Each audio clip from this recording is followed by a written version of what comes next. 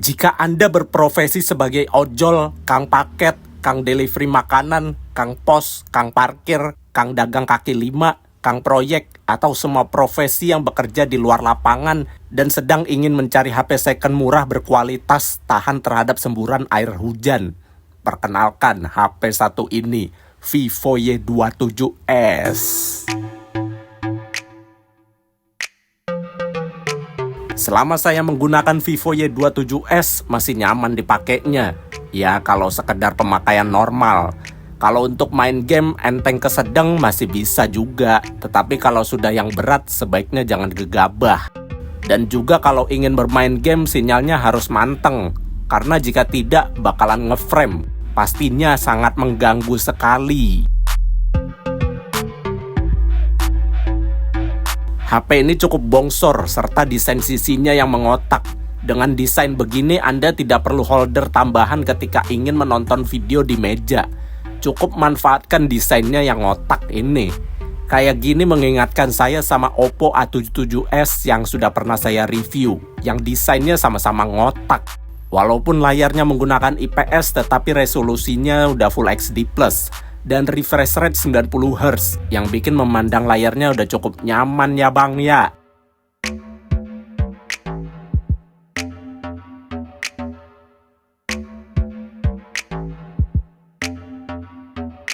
Speaker mono, menurut saya kualitasnya standar saja, tetapi lumayan besar volumenya dan masih terdengar cukup jelas.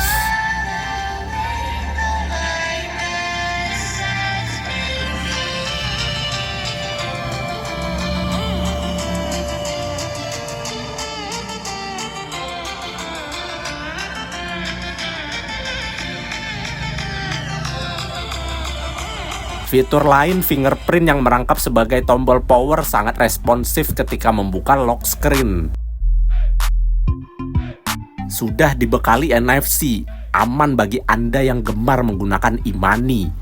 Dan yang seperti saya bilang di awal, Vivo Y27S sudah dibekali IP rating 54 yang tahan terhadap debu dan percikan air. Jadi lumayan aman lah ya kalau kena hujan-hujanan. Tapi berhubung nih HP bekas, ya jangan sampai dihujanin terus. Takutnya dah nembus ya kan, buru-buru dielap aja. Ngomong-ngomong soal ojol, GPS-nya yang tertanam di Vivo Y27S udah lengkap ya bang ya. Pastinya udah akurat sekali buat Anda narik. Ditenagai chipset Snapdragon 680 dan RAM 8/128GB bertipe UFS 2.2. Performanya untuk dipakai saat ini lancar-lancar saja, didukung sistem UI Vantage OS 15 yang stabil dan satset. Lihat saja, untuk dipakai scrolling media sosial mulus.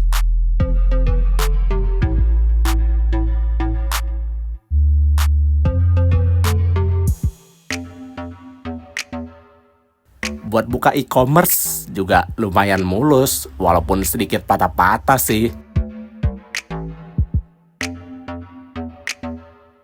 Nah, buat ngegame, sebenarnya sih masih enak. Tetapi kalau sinyalnya gak stabil tuh nge-lag. Nge-lagnya tuh ganggu bener sampai bikin ngeframe. Jangkrik lah emang lah.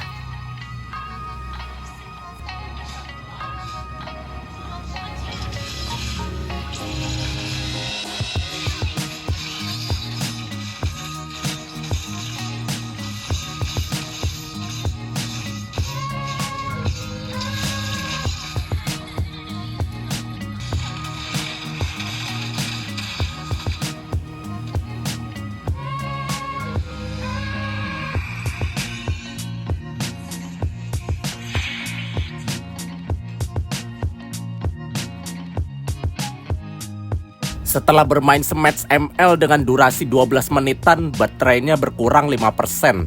Masih cukup irit ya, walaupun HH second. Vivo Y27S mengandung baterai 5000 mAh dengan kecepatan charging 44 watt. Ngecharge dari 10% sampai full membutuhkan waktu sejam lebih seperempat dah. Dua modul lensa kamera yang besar dengan kamera utamanya yang beresolusi 50 megapiksel didampingi 2 megapiksel depth sensor. Terus untuk kamera depan beresolusi 8 megapiksel. Hasil foto-fotonya dapat Anda nilai sendiri. Kalau saya bilang mah standar aja ya kualitasnya. Hanya untuk berbagi kabar sekilas. Namun jika dapat pencahayaan yang baik, hasilnya dapat menjadi maksimal nih.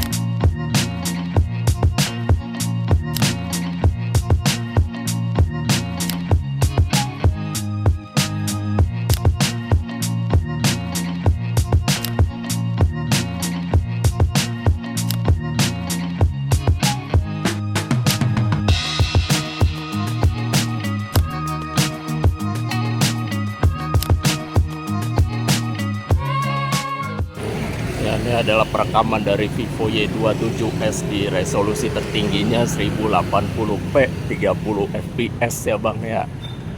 Nggak bisa 60 fps di 1080p nya atau Full HD. Gimana menurut Anda? Dan kestabilannya gimana menurut Anda? Silahkan di komentar saja ya bang ya. Sebenarnya bisa di 60 fps tapi resolusinya turun jadi 720p atau XD aja. Mana menurut Anda? Dan kestabilannya kayaknya agak berkurang dibanding 1080p nya. Ya gitu saja ya bang ya. Hasil videonya lumayan baik dan bisa stabil juga kalau diaktifkan mode stabilisasinya. Sayangnya mentok di Full HD aja, gak bisa 4K. Lalu ini saya coba mode zoom maksimalnya, burik bedah. Alangkah baiknya rekam normal aja lah ya bang ya.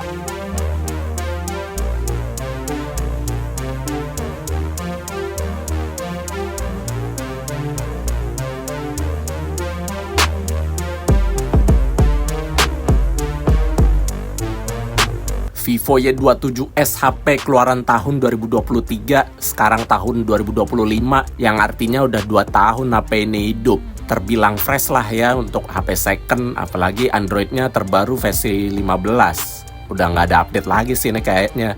Ya masih panjang lah masa pakainya.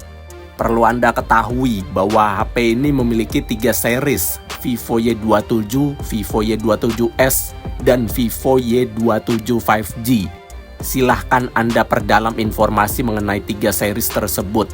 Yang jelas menurut saya dari ketiganya lebih bagus versi ini sih, Y27s. Apabila Anda tertarik untuk membeli HP second ini, harga bekasan terkininya di bawah 1,5 tergantung kondisi dan kelengkapan. Demikian review singkat mengenai Vivo Y27s di tahun 2025. Tulis pendapat Anda mengenai pembahasan kali ini dan berikan pengalaman Anda bagi yang pernah atau bahkan masih menggunakan smartphone ini. Terima kasih telah menyimak sampai akhir.